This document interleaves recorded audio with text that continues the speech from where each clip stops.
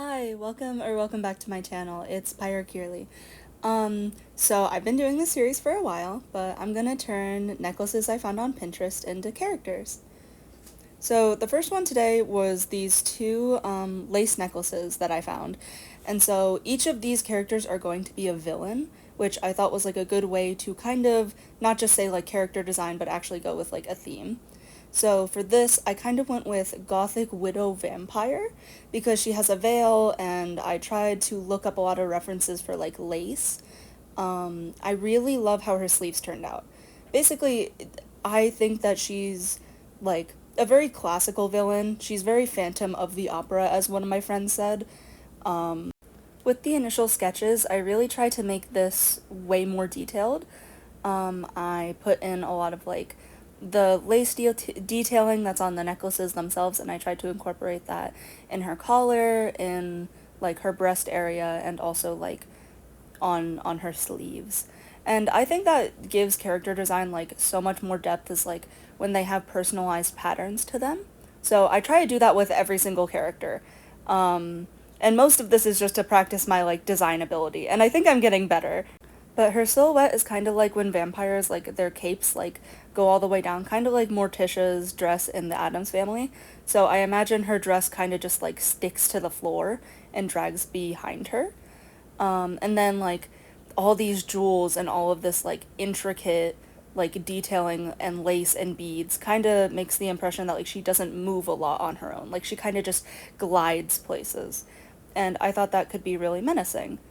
For the actual villain part, I thought she could probably be, not to be like stereotypical, but maybe a necromancer, because I don't think she's witchy enough, and I want her to kind of keep like that old Victorian aesthetic of like kind of being mysterious and away from most people. So she's probably kept up in like a giant dark mansion and hasn't had any contact with people in years.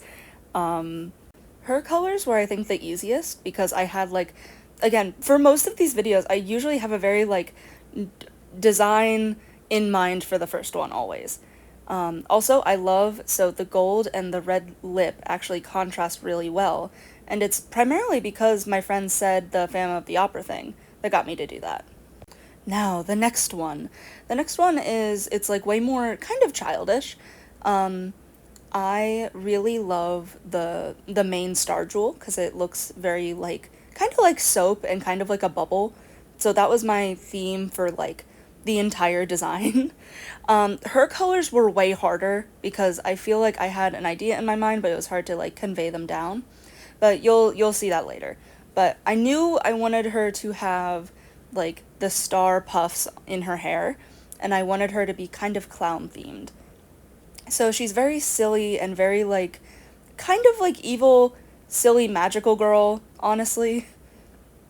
And I do kind of strange perspective with this one in the hands, because like the first hand is like very close, and then the other one, you'll see it later, is so sillily like small on purpose. But this, her line art was very fun. The only thing I kind of struggle with, and I go back and like adjust the sketch later, is I didn't really know how to do the necklace details on like her middle because I didn't really shape that very well because again, you need like a shirt first. Like that's what I did with the first one was I did her shirt and then I added the beads. But I end up redoing it and doing a giant bow instead. But for her villain stuff, actually, I want her to have bubble powers. So she will like dance around and you'll see I didn't miss it. I thought I would forget it, but I didn't. Like she basically makes like giant pink bubbles and captures people in them. I'm looking at the pink right now. That was such a good color tone. I should have kept that. Damn.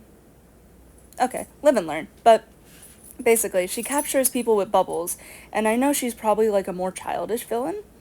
And she's very silly. She's going to be very silly. And more like small crimes, but I think she could do stuff for like the environment. Ooh, and now the next one. So, the next one I based way more off royalty because this one was a bit harder, but also I was more warmed up for art. So, I did actually have an idea of like what I wanted the face to be like and everything. So, this one I tried to do like a very regal and white, like, front. Like, I wanted her bonnet to be white, I wanted her dress and her giant gown to be white, but I wanted the underside of some stuff to be the deep red, the deep blood red.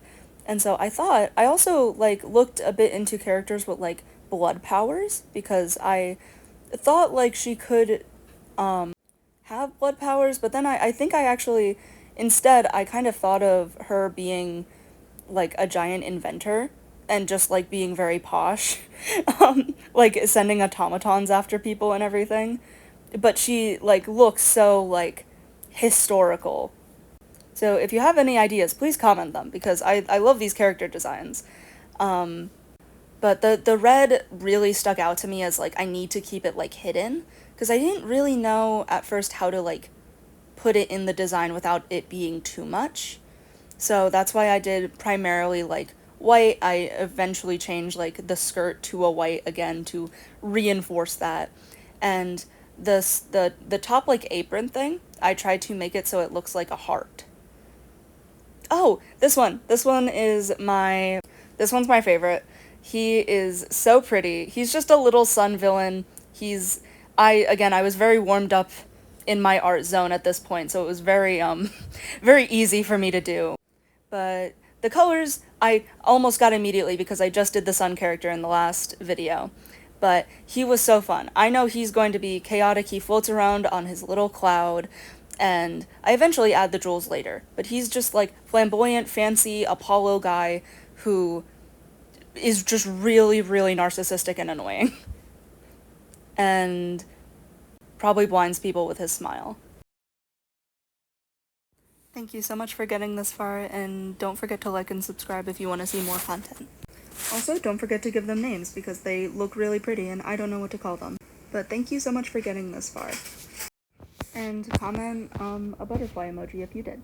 Have a great day! Bye!